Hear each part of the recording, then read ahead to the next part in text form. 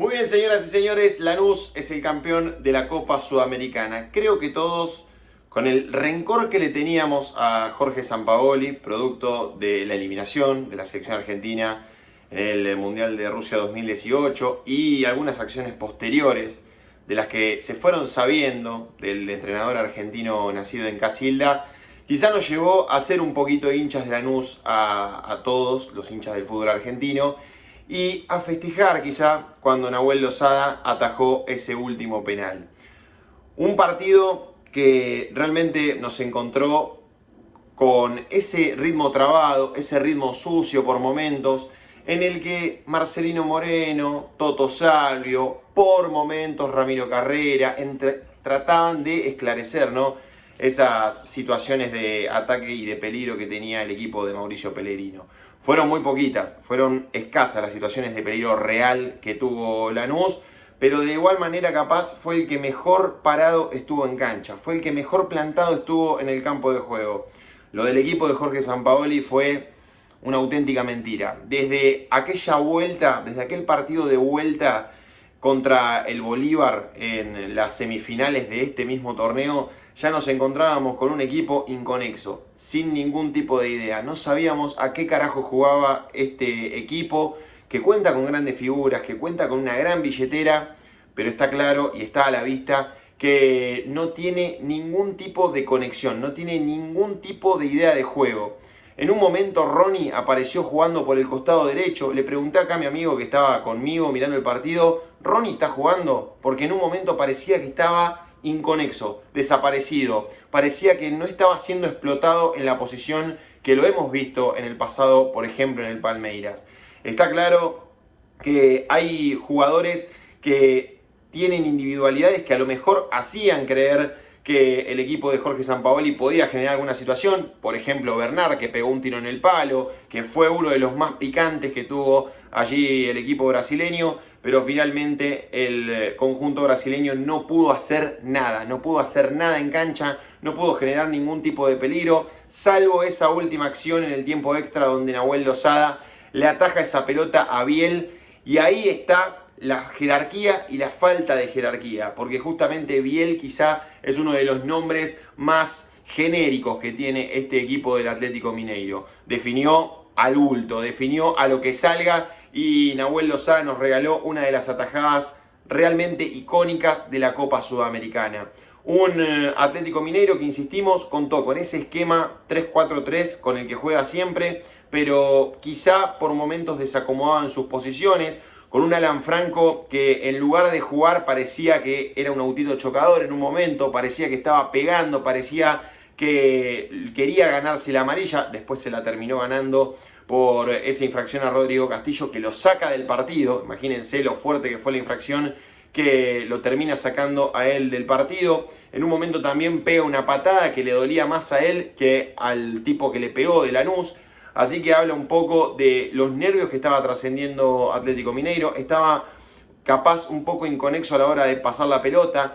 En un momento parecía que había 3 controles antes de largar la pelota, y realmente a la hora de jugar una final eso se nota y mucho. Algunos de estos futbolistas habían sido protagonistas en el partido frente al Botafogo, y por momentos también nos encontramos con ese ritmo cansino, casi canchereando, casi lento en el Estadio Monumental en aquella icónica final de la Copa Libertadores. En esta oportunidad lo mismo, en el Defensores del Chaco se apreció un Atlético Mineiro completamente apático. Yo no sé si es el entrenador que les dice, bueno, tengan paciencia, y el equipo tiene demasiada paciencia, pero está claro que fue un Mineiro que en ningún momento, prácticamente en ningún pasaje de partido, salvo en esa última jugada que les estoy describiendo, puso en peligro el arco de Nahuel Lozada. Sacó una gran pelota Nahuel Lozada, pero estaba en posición adelantada. Y después, insisto, Lanús se fue encontrando en el partido. Lanús se fue plantando en la mitad de cancha a través de un Agustín Medina soberbio, un Agustín Medina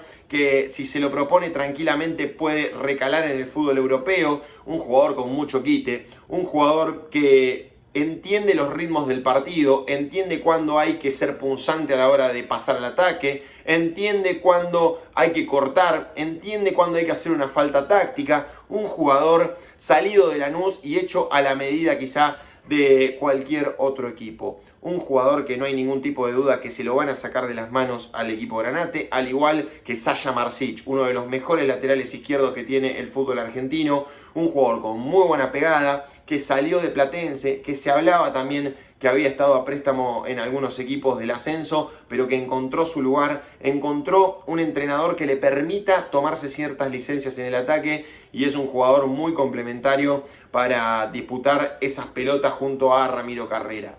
Un Carrera que tiene a lo mejor una vocación un poco más defensiva por momentos, quizá en el principio del partido, en los primeros 15, fue la llave de los ataques de Lanús, sin embargo, insistimos, a lo mejor tiene una vocación más defensiva que el Toto Salvio y a lo mejor ahí estuvo el intento de frenar a Ronnie, ¿no? Que estaba jugando por ese puesto del carrilero derecho.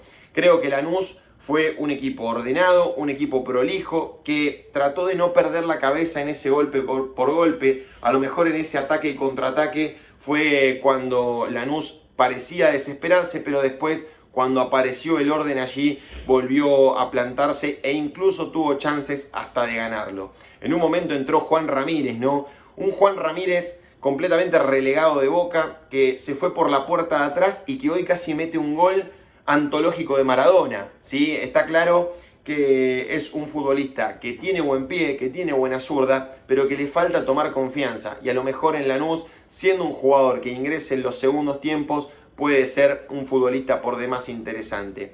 Lanús no tiene grandes rendimientos, no es un equipo que a lo mejor te vas a acordar de ese futbolista que jugaba en Lanús, pero sí tiene rendimientos regulares y es por eso que es el justo campeón de esta Copa Sudamericana. Un equipo regular, un equipo que no hace grandes adulaciones futbolísticas, que cuenta con un arquero serio, un arquero que fue figura en Belgrano, un arquero que también había tenido un buen rendimiento en All Boys, un arquero que está claro que no es ningún loquito de la cabeza, no es un arquero que se cree más de lo que es un arquero promedio, un arquero regular del fútbol argentino y que contó con un muy buen rendimiento en este partido y en las anteriores ediciones de las semifinales, los cuartos de final y demás. Un arquero serio, un arquero comprometido y con dos caudillos en la saga central, como lo son Cali Izquierdos, un experimentado a la hora de jugar este tipo de finales, un jugador que está claro que uno lo piensa en aquella Copa Libertadores en la que le caminó la cancha Miguel Ángel Russo y demás, pero que a la hora de disputar se bancó a Hulk, se bancó el ritmo del fútbol brasileño. A ver, no hubo mucho, no hubo una gran edición de jugadas del equipo de Jorge Sampaoli, pero está claro que a la hora de atacarlo, justamente, Cali Izquierdos se mostró firme y ni hablar de José Canale, un marcador central que a lo mejor en Newell's medio que lo mirábamos de reojo, medio que decíamos, bueno, ¿y este muchacho quién es? Pero que ni bien llegó a Lanús, se adueñó de la saga central del equipo granate y encontró a su socio ideal. Uno siempre dice, tenés que tener un jugador experimentado y un jugador que esté en su mejor rendimiento en la saga de centrales. Bueno, allí los tienen, ¿no? A Cali Izquierdos y a un José Canale que encontró su equipo, encontró su mejor rendimiento y hoy estuvieron completamente impasables.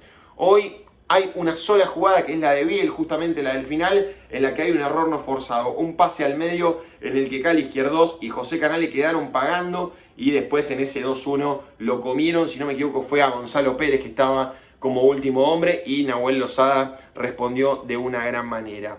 Fue un partido flojo de Pitín Cardoso, no estuvo fino a la hora de cruzar, no estuvo fino a la hora de cortar. Por momentos Bernard le ganaba mucho la espalda, también Ronnie por momentos hacía un cruce que también lo dejaba medio pagando al ex volante de Chacarita y está claro que por momentos sobraba en algunas acciones de juego y ahí estaba Medina para relevarlo y ahí estaba también Canale para salir y adelantarse un paso para justamente cortar ese ataque de Atlético Mineiro. Insisto, un partido muy trabado, un partido que lo iba a ganar aquel equipo que aprovechara los detalles, aquel equipo que aprovechara los metros finales, ninguno lo aprovechó, fueron a los penales y los penales vieron cómo son mitad suerte, es una mitad también de lectura de cabeza, es una parte también el tema de los nervios, de las acciones. A ver, le dieron el último penal a Laucha Costa y Laucha Costa la tiró a las nubes.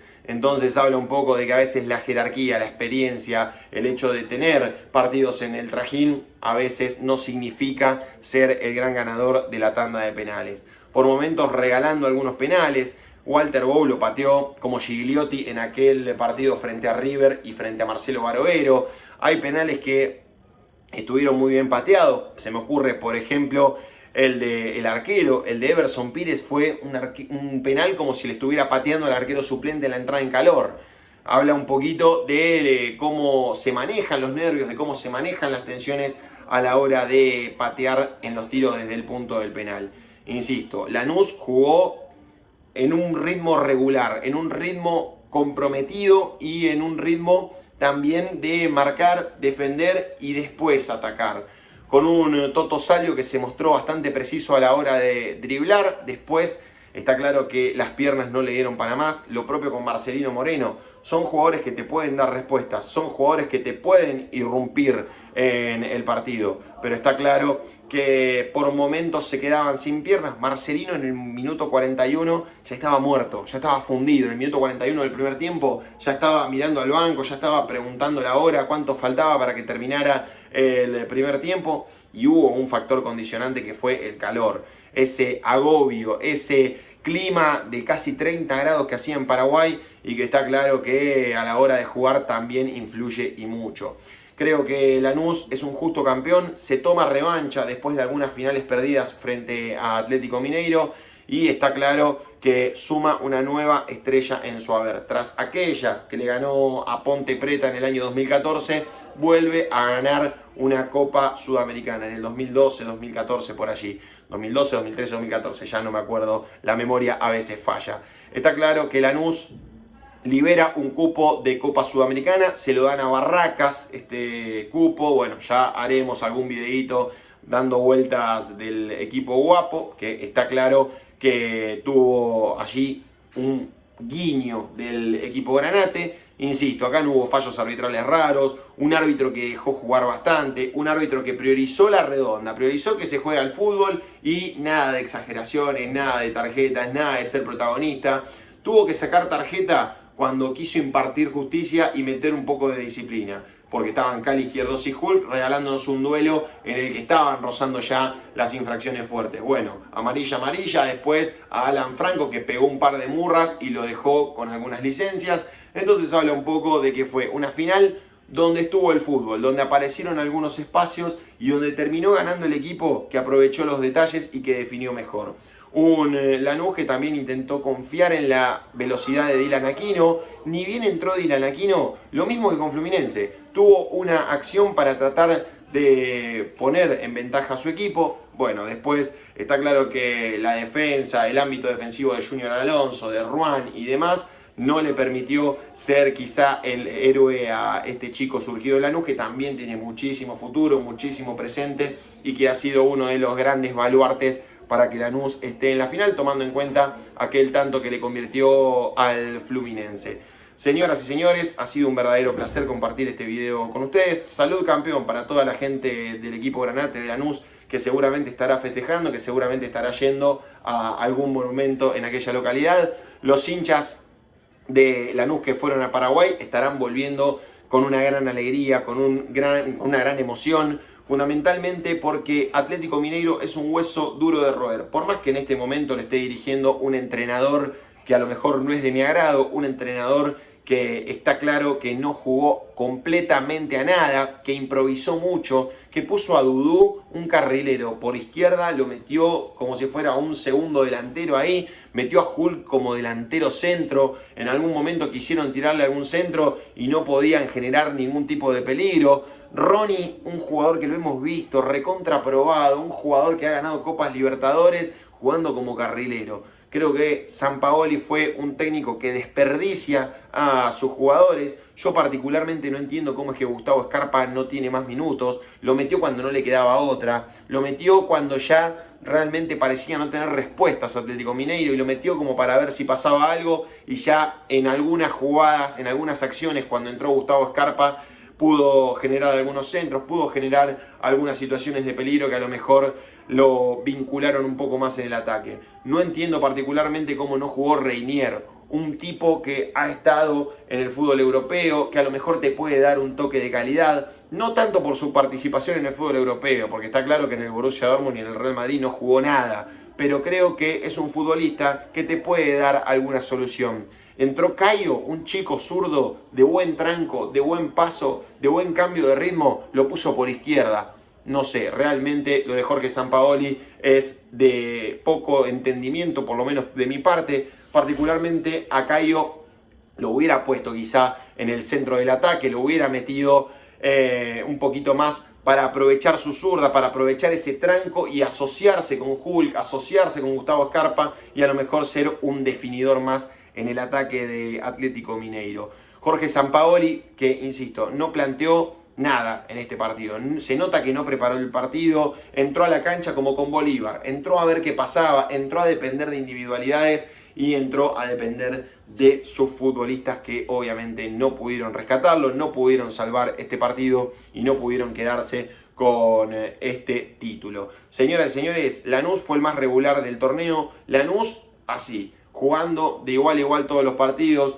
plantándosele a equipos grandes como Fluminense y en esta oportunidad contra un Atlético Mineiro que lo había vencido en el pasado y ahora logró tomarse revancha. Salud campeón, salud Lanús, que seguramente estará festejando. Los invito a todos los hinchas del Granate y a todos los hinchas del fútbol a suscribirse a este canal. Los invito a mi canal para seguir mirando más videos y obviamente nos encontraremos la próxima. Saludos y cuídense mucho.